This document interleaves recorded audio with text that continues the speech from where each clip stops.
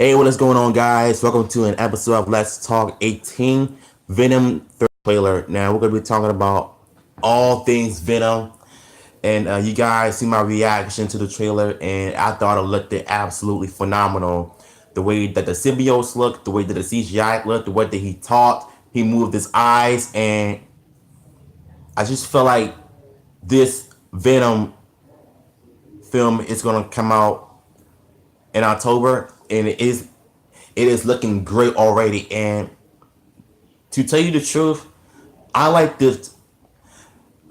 Yo, words cannot describe just how great Venom looks. So, if there's one thing,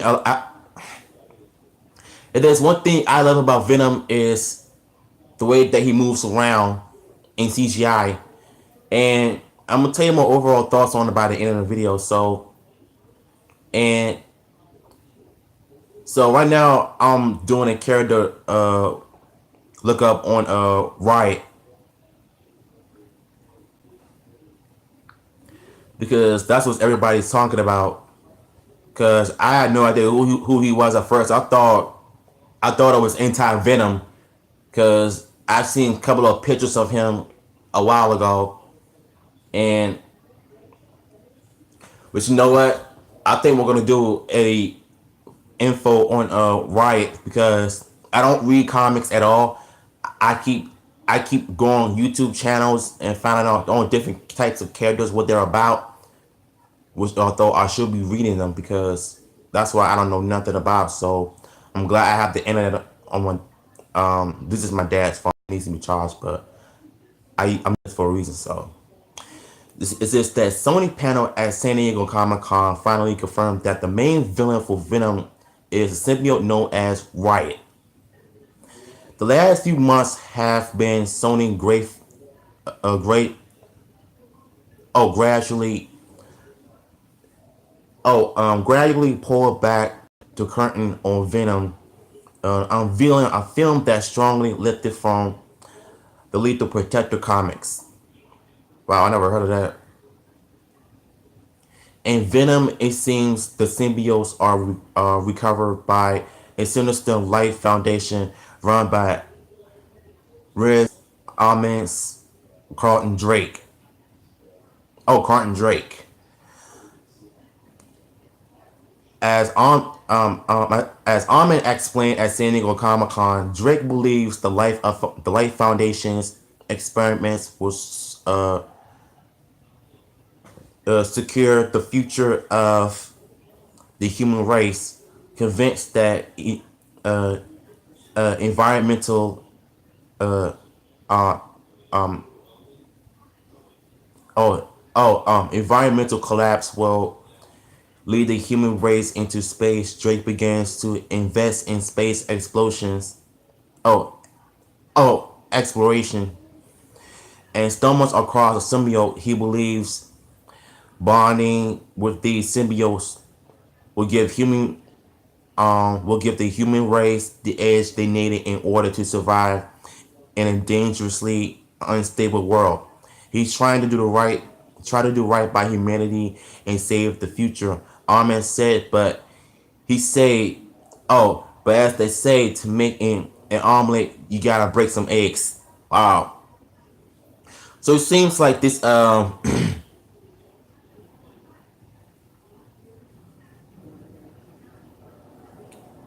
so it seems like Drake wants to be a better person by going into space searching for something, and he comes across a symbiote that bonds to him. I don't know if you guys were aware of the 1990s Spider-Man cartoon.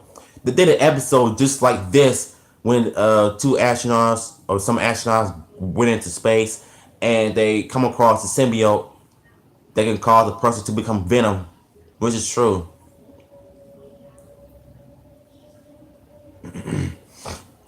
Now, it also says that the Venom movie makes a symbiote of the superhero. I'm not sure it was like that, but I'm not sure. But yeah. But that means Venom isn't the only symbiote in town. Drake has been experimenting with this space go for some time, and he has other symbiotic warriors who serve as his agents. The most important, the most important of them, and apparently the film's key villain is a symbiote known as White. I'm guessing he calls himself Right since he becomes the Venom too. A lot of people say they saw black and yellow and red symbiotes. I'm not sure if that's true or not, but all I saw was just black, and I saw some sorts of yellow in there too. But maybe Riot is rather different to other symbiotes. While most remain bonding to a single person, he moves from host to host, bonding with anyone in order to find his target. As director Ruben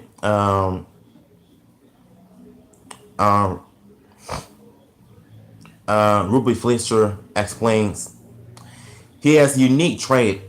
I'm sorry. He has a unique trait. You don't know when Riot is going to turn up. Trust me, we all gonna find out once the film comes out. Suggests that when the Riot symbiote possesses a host, it turns into a massive and mysterious being similar to the Venom of the Ultimate Comics line. It seems that Riot will actually possess Carlton Drake himself in the end, with some of the San Diego Comic Con clips showing the Drake and Riot begin launching an attack upon Venom himself. Whoa. That explains why I be on Instagram all the time. I keep seeing the clips from San Diego Comic Con and what they was talking about. So everything makes sense. This makes perfect sense from narrative perspective. Superhero films are well known for their love of double ganger villains, opportunists who are distorted reflections of the Superman battles, rough Kryptonites, Green Lantern clashes with scenario, the Yellow Lantern, Wolverine, tussles with Sabretooth, and of course, one of Spider-Man's greatest nemesis in the comics is Venom. Um, the adventure, uh, the advantage of this approach is that the Venom infers the hero, shining a light on just what kind of monster they could be if they ever truly cut loose.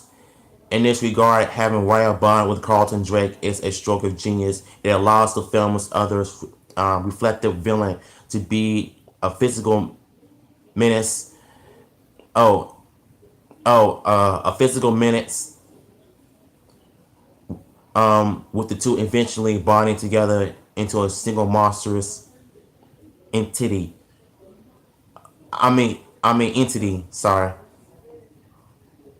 So it seems like when Carlton bonds with the symbiote, it's going to become more 10 times powerful than any other Venom symbiotes that you've seen before.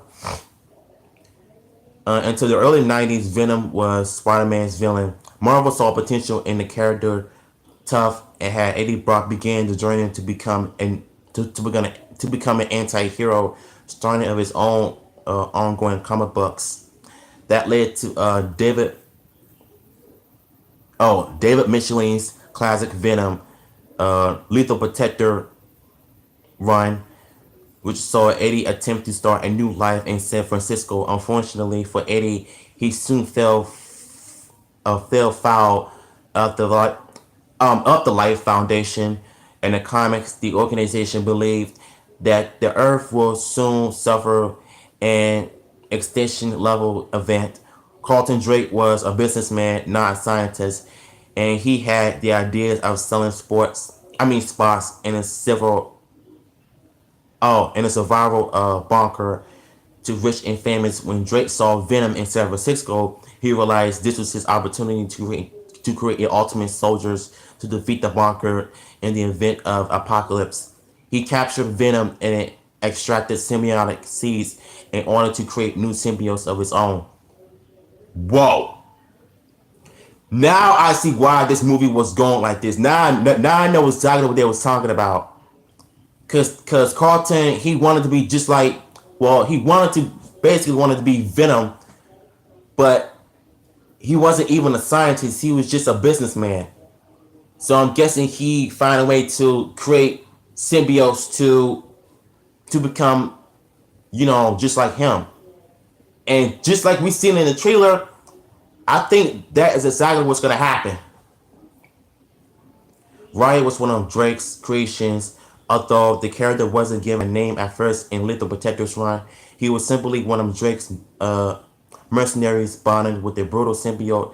The name Riot was given to him by a line of action figures, and although there is precious line similarities between the action figure and a comic book character, the name struck. Riot's host was killed at the end of the Lethal Protectors miniseries, but the symbiote survived and other and over the years it's jumped around a lot. The most recent Riot host was Petty Officer Howard uh, Ogden, who worked for the U.S. military in the battle against Carnage. Wow, this is just crazy. Like, I'm finding more info on this character now. I know exactly who he is now. So it wasn't just Venom, with the symbiote. Rice is one of five symbiotes. Okay, I get it. In the comics, Riot was one of five symbiotes created by Life Foundation. The other symbiotes were. If Venom ends up killing or destroyed the first villain of the symbiotes, can you imagine if we see other symbiotes in the sequel? Because that's exactly what I'm seeing, because that's my speculation of what I've seen so far. Scream, Scream, Scream, Agani, Lasher, Phage. Hold on, guys. Stop calling me, Malcolm. I'm so sorry, guys. Hey, what's up, Fox 80? I'm sitting here discussing the Venom trailer, and I'm recently looking up the character Riot and other symbiotes characters. Scream, the only one of the five of the five symbiotes to be named in the Lethal Protectors arc. She sues her life. No, she's no. She uses her living tendril hair as a weapon to wrap tangles to or choke enemies. So which one is Scream? Is she yellow? Yeah, yeah. There she is, right there. I see it.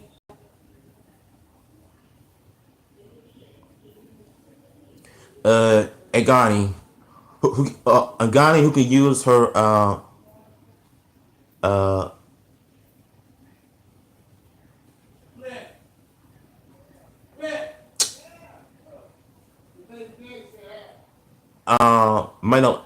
who uses her mentalism to spit acid that could burn through most substance. She could absorb criminals into herself, including Spider-Man's webbing. Okay, I'm gonna look her up too, cause there's a lot of characters that I don't know about. So once I do some digging, I'm gonna let y'all know how I feel about them. Lasher, a symbiote who creates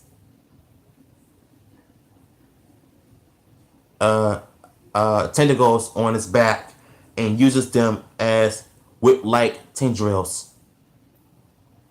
Okay, that's weird. Phage, who preferred to form his symbiotes into a savage bladed weapon in a similar manner to Carnage. Okay, these characters, I definitely need to do some digging on this as well once I get through with this Venom part. The five symbiotes are typically found working together, and they prove to be a formidable enough force to easily defeat both Venom and Spider-Man. They were only defeated in a lethal protective miniseries when Spider-Man and Venom used the Life Foundation's own technology against them. Wow, really? I didn't even know that. Will the five symbiotes appear in the movie? You know what? The first trailer I did of Venom movie is about a while ago. I keep wondering who was that lady screaming. Was that her? Again, I'm gonna do some research on that as well. So the first official, the first official still of Venom showed Eddie Brock as a journalist researching the Life Foundation, according to notes of Eddie's notepad. There were rumors of Life Foundations was testing in farm farm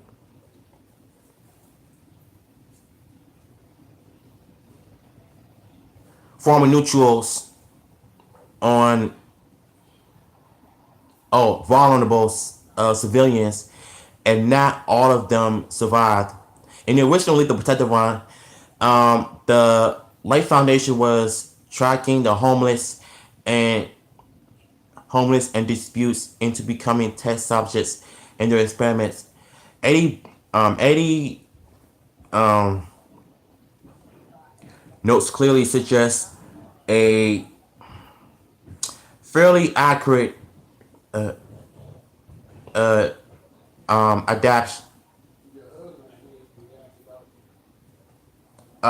adaptation of the comic book art. The idea was supported by one early cast call, which included a character who could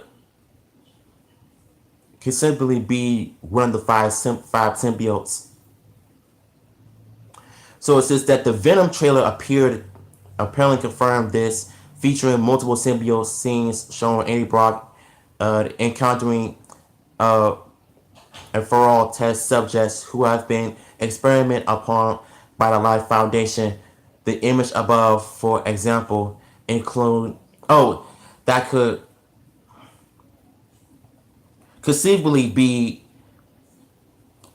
the film's version of Scream at Comic Con.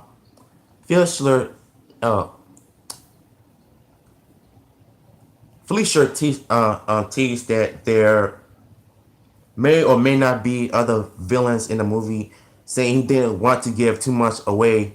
That kind of comment is clearly intended to make viewers believe other symbiotes will indeed appear in Venom, including myself, because I'm sitting here reading infos and I'm just finding out about this character as well. Of course, it is impossible to know just how comic books operate. Sony's symbiotes will be the footage shown at San Diego Comic Con suggests the riot bears more of the similarities to the Ultimate Universe version of Venom that in the 1990s iterations. So it's entirely possible the other symbiotes will be very different to the ones we're seeing in the comics too. At the same time, though, the five symbiotes are relatively minor secondary characters, and no stories have actually developed them as individuals or give them particularly noteworthy characters arc. Given that, given that's the case, Sony has a lot of room to maneuver in Venom. Jesus Christ, this is a long info. Okay, so let me just say this though. Now I know who Riot is, what Drake is. He was basically a businessman, not a scientist. So once he found out that Eddie Brock was coming to Eddie Brock or Venom was coming to San Diego, he basically wanted to create an army of the symbiotes in order to take down Venom. So he wanted to create a symbiote that is just like him. So I found out. So we just found out in the 1990s. There were five symbiotes that was trying to kill Spider-Man and Venom, but Spider-Man and Venom ended up attacking all five Carnages using the technologies of the Light Foundations. So, could this mean that we could see other symbiotes in the Venom movie? If so, I hope maybe. If not, then I think we're gonna see one of the symbiotes that Venom was fighting in the movie. Because at first I thought it was anti-Venom, but it looks like we're seeing either it was Scream or Phage or one of them. One of them were the villains of Venom. All I know is that I'm an if I think the next time I'm gonna do some info on Let's Talk. I'm gonna do some more info on these anti venoms of how they became to be, and we're gonna see how this goes. But overall, I love the trailer. I think it's by far one of the best things I've ever seen, and I cannot wait to see how the film plays out in October when I go see it or not. So